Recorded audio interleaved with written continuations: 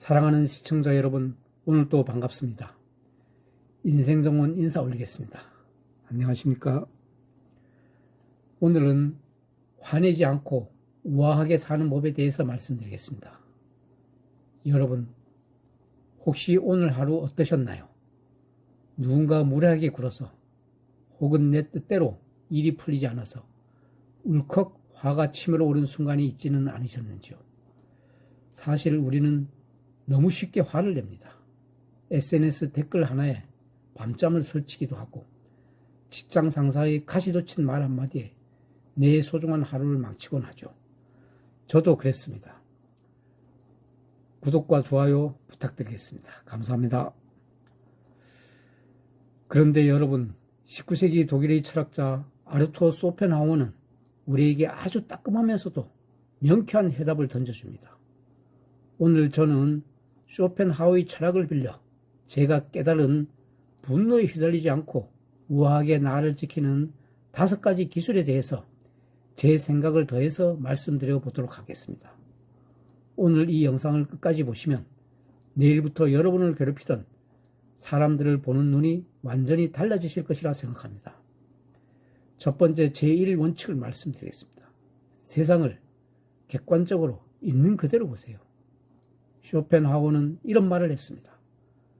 타인을 판단할 때 그들이 무엇을 해야 하는가가 아니라 무엇을 할 수밖에 없는가를 보라고요. 우리는 타인의 평가에게 기대를 합니다. 사람은 예의가 있어야지. 상사라면 공정해야지. 하지만 쇼펜하우어는 냉정하게 말했습니다.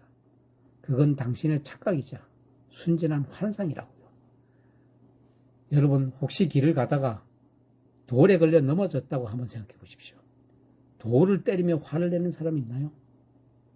비가 온다고 하늘에 욕을 하나요? 아니죠. 그건 자연현상이니까요. 쇼펜하우어는 타인의 무례함도 이와 똑같은 자연현상으로 보라고 조언합니다. 그 사람은 그냥 그런 성품을 타고난 겁니다. 사자가 사슴을 잡아먹는 게 악의가 아니라 본성입니다. 무례한 사람은 그저 자신의 무지함을 드러내고 있을 뿐이죠. 이제 누가 여러분을 화나게 하면 속으로 한번 이렇게 말해보세요. 아, 오늘 비가 오는구나. 혹은 오늘 천둥이 치는구나. 그렇게 생각하시면 마음이 편하실 겁니다. 저 사람은 저렇게 생겨먹은 자연현상이구나. 그 순간 분노의 절반은 사라지게 됩니다. 제2원칙을 말씀드리겠습니다. 행복에 대한 기대를 조금만 낮춰보세요. 여러분, 우리가 왜 화가 날까요? 사실은 행복해져야 한다는 강박 때문입니다. 쇼펜하우어의 철학은 좀 맵습니다. 그는 인생은 고통이고 행복은 그 고통이 잠시 멈춘 상태일 뿐이라고 말합니다. 저의 생각을 반영해서 말씀드리면 처음 이 말을 들으면 참 우울하죠. 하지만 저는 여기서 진정한 자유를 느꼈습니다. 인생은 원래 불공평하고 고통스러운 것이라고 인정하고 나면 웬만한 일에는 화가 잘 나지 않습니다. 잘못된 기대가 분노를 만듭니다. 노력하면 반드시 보상을 받아야 해. 믿음이 배신당할 때 우리는 폭발하죠. 하지만 세상은 나에게 빚진 게 없다라고 생각하면 어떨까요? 뜻밖의 행운에 감사하고 당연한 고통은 덤덤해집니다. 현명한 사람은 행복을 쫓는 게 아니라 고통을 줄이는 사람이라는 걸 기억해 주세요. 제3원칙, 고독은 나를 지키는 가장 강력한 성벽입니다. 여러분, 인간관계 때문에 화날 일이 얼마나 많습니까? 쇼펜하우어는 아주 단호하게 말했습니다. 타인과 섞일수록 내 감정은 오염된다. 요즘은 스마트폰 때문에 24시간 타인과 연결되어 있죠. 단톡방, SNS, 커뮤니티. 거기서 우리는 끊임없이 남과 비교하고 비난받고 분노합니다. 쇼펜하우어는 사교성이 부족한 게 아니라 사교할 가치가 있는 사람이 부족한 것이라고 말했습니다. 저는 여러분께 하루에 딱 1시간만이라도 전략적 고독을 한번 즐겨보시라고 권하고 싶습니다. 타인의 평가, 시선, 요구를 다 끄고 오직 나 자신과만 대화하는 겁니다. 고독은 외로움이 아니라 타인의 무례함으로부터 나를 격려하는 가장 우아한 방법입니다. 제 4원칙을 말씀드리겠습니다. 관조의 힘을 한번 길러보세요. 화가 머리끝까지 치밀 때 제가 꼭 쓰는 기술이 있습니다. 바로 관조입니다. 그리고 도쿠가와 이에야스가 한 말을 떠올립니다. 인내는 무사장구의 지름길이다. 쇼펜하우어는 예술과 사색을 통해 욕망에서 벗어나라고 했죠. 화가 날 때 딱 10초만 멈추고 이렇게 생각해 보세요. 10년 뒤에도 이 일이 정말 중요할까? 10년이 너무 멀다면 1년 뒤만 한번 생각해 보세요. 지금 나를 미치게 만드는 저 상사의 잔소리가 1년 뒤 내 인생에 티끌만큼이라도 영향이라도 줄까요?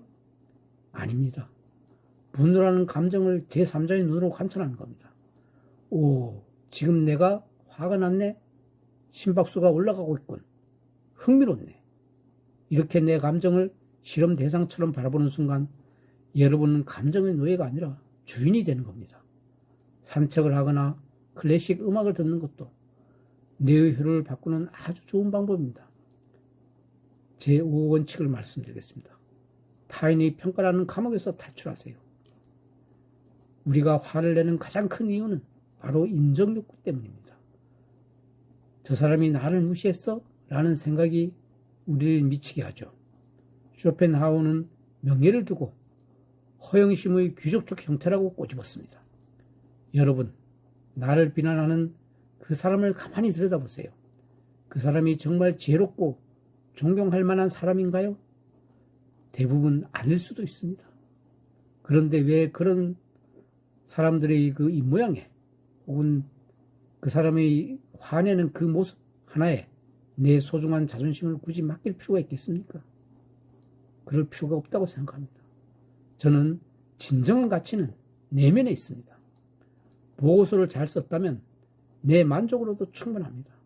상사가 몰라주는 건 그의 무능이지 내 가치의 하락이 아닙니다. 타인의 머릿속은 여러분이 통제할 수 있는 영역이 아닙니다. 타인의 평가라는 감옥에서 걸어나오시기 바랍니다. 그때 비로소 우아함이 시작됩니다.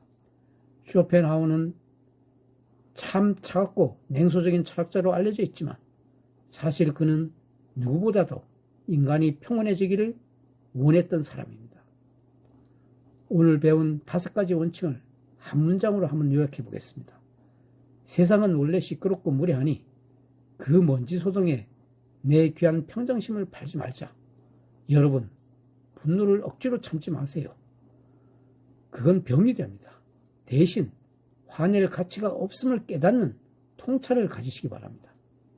오늘부터 누군가가 여러분들을 화나게 한다면 우아하게 미소 지으며 속으로 생각하세요. 아, 오늘 또 자연현상이 활발하구나. 오늘 제 이야기가 여러분의 마음을 조금이나마 시원하게 해드렸다면 좋겠습니다. 제 의견을 더 말씀드리면 이렇습니다. 현재에서 10년 후의 미래로 가서 지금의 상황을 한번 바라보세요.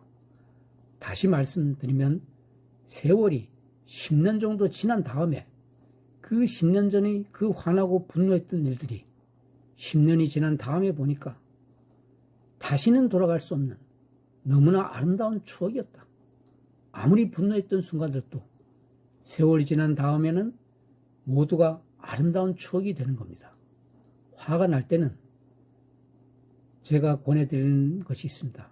화가 날 때 1시간만 참으면 나중에 10시간이 편합니다. 즉 1시를 참으면 10시가 편하다라고 생각하시면 됩니다. 여러분의 의견은 어떻습니까?